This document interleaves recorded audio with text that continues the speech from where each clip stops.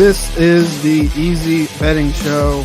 My name is Easy, and I was at the dentist all day yesterday, so my teeth hurt. So this is probably going to be a fairly short episode, but we are still talking about Sunday Night Football and Monday Night Football for the NFL this week. Should be a good couple of games. So I'm just going to go through and talk about my best player props for each game, the touchdowns I like for each game, and the first touchdown score, like I've done in the past for primetime games. I'm not going to bet lines on either one of these because I am not going to bet it personally. So because I'm not going to bet it personally, I'm not going to talk about it. And yeah, I'm just going to get right into it because, like I said, my mouth hurts. First up, we're going to talk about Sunday Night Football, which is the Bears at the Texans.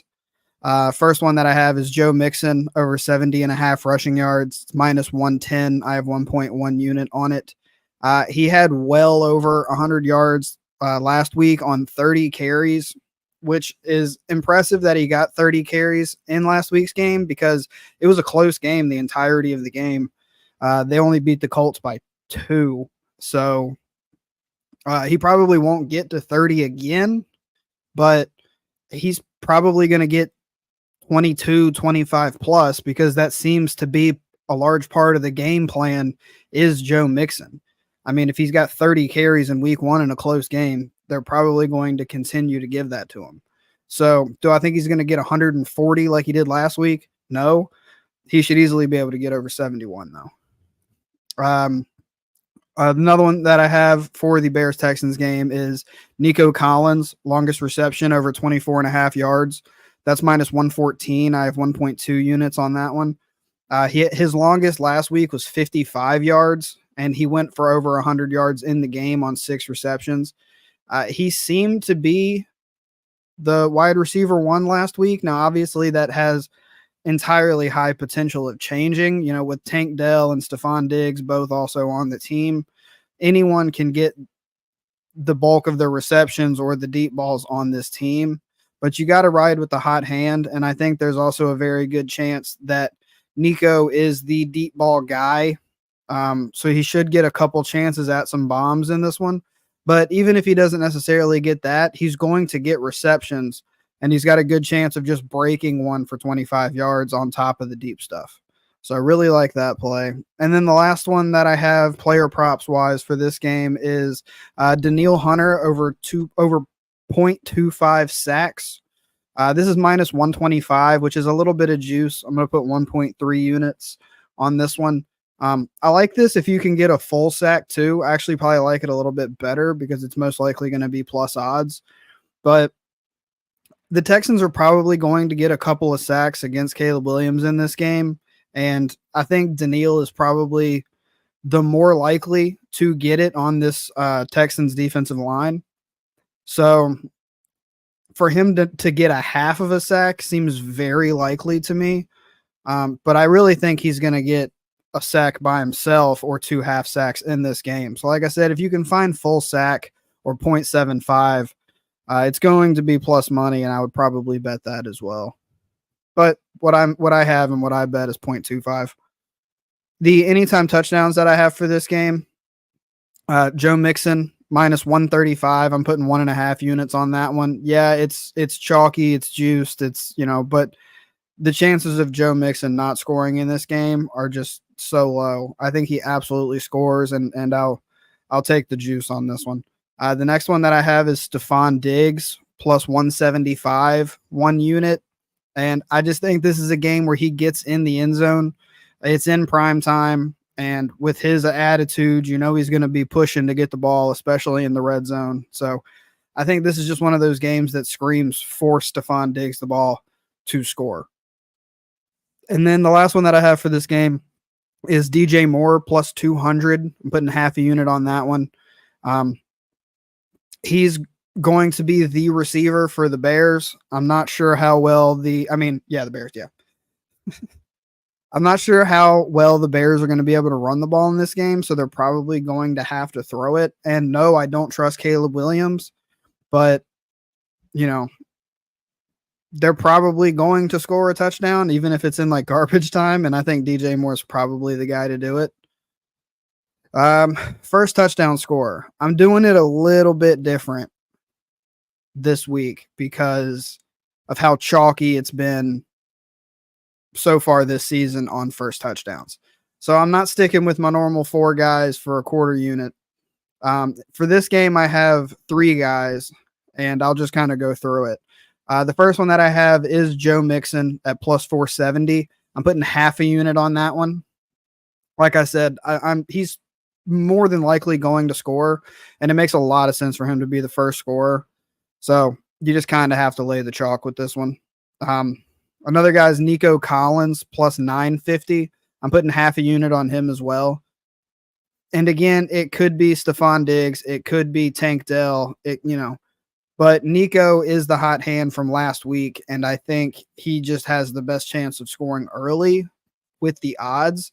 And if it is Stephon Diggs, then you have his anytime, so you don't really lose out that much. If it's Tank Dell, it's just luck of the draw. But I don't know if it's going to be Tank Dell unless it's like a bomb shot for him to score. I don't think he's going to be the red zone guy ahead of Nico and Stephon Diggs. And then the last one I have for this game is DJ Moore plus 1,300. I'm going to put a quarter unit on that one. I don't think the Bears score first, but if they do, I would say it's a very good chance it's DJ Moore. I don't think the running game is going to be huge in this one. So, yeah, I mean, if you're like me and you think the Bears are going to score, aren't going to be able to score quickly, and you want to go 3 Texans, I'd probably go Tank Dell. But Mixon and Nico are my 2 picks for that one. Moving on to Monday Night Football. I don't have a ton in this one because there just wasn't a ton I could find that I liked. So, like I said, I've said it since I started doing this channel. I'm not going to talk about anything that I didn't personally bet. So I couldn't find much in this game. I'm going to share with you what I did bet, and then that's going to be it.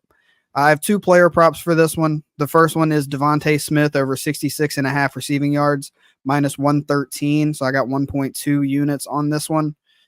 This is probably very chalky. With the AJ Brown news, I would say everyone is probably on this, but it just makes too much sense not to be. He caught 7 passes for 84 yards last week, and that was with AJ Brown in the whole time. And now AJ Brown's banged up, so he could and probably should see more in the passing game in this one. I just think 66 is way too low for him. Even with a healthy AJ Brown, it's too low. Now it's especially too low. The other one that I have in this one is Ray McLeod over 22.5 receiving yards, minus 113 as well, so also 1.2 units. And he just had a really good game last week.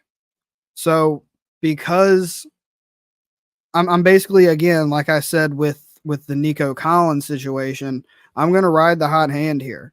Obviously they have a number of guys that can be the one to score and be the one to get all the yards as well. But Drake London didn't really have a great game last week. And Ray was the leading receiver for him. Drake London only had 2 receptions on 3 targets for 15 yards. Ray McLeod had 7 targets, which was the team high.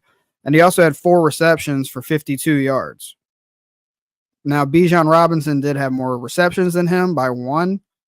But, I mean, I'm running with Ray again. 22.5 receiving yards is so low. I mean, obviously the Eagles have a decent secondary, but I don't think they're going to be trying to shut down Ray McLeod. I think they're going to be trying to shut down Kyle Pitts and Drake London and Darnell Mooney, and Ray could have another good game. So that's what I'm going with there. Those are the only 2 player props that I'm going to bet in this game too, because it's just, to me, it's just going to be a weird game, and I don't want to waste a bunch of money on it. So that's what we're going with. If you want to bet a third one, and I may bet this, so I will throw it out there. Bijan Robinson receiving yards. I want to say it was like 22.5 or something like that. If that doesn't go up, I may bet that as well. But I haven't decided yet, so I didn't put it in here. All right, anytime touchdowns for this game. I have 2.